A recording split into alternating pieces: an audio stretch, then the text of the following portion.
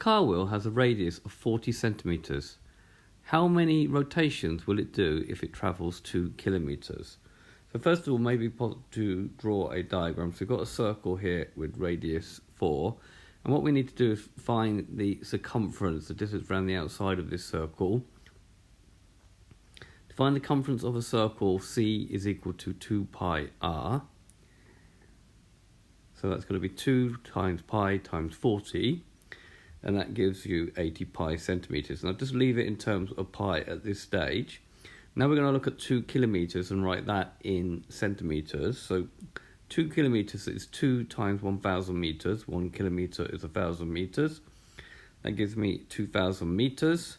And then 2,000 metres times 100 centimetres, because 1 metre is 100 centimetres. That will give me 200,000 centimetres.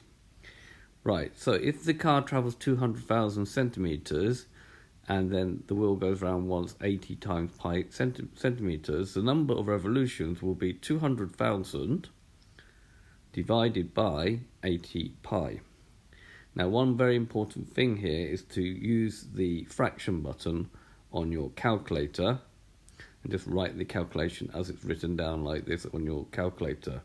Now that will give you an answer of 795.77 revolutions, and therefore the number of complete ones, if that's what we're trying to find, will be 995 complete revolutions.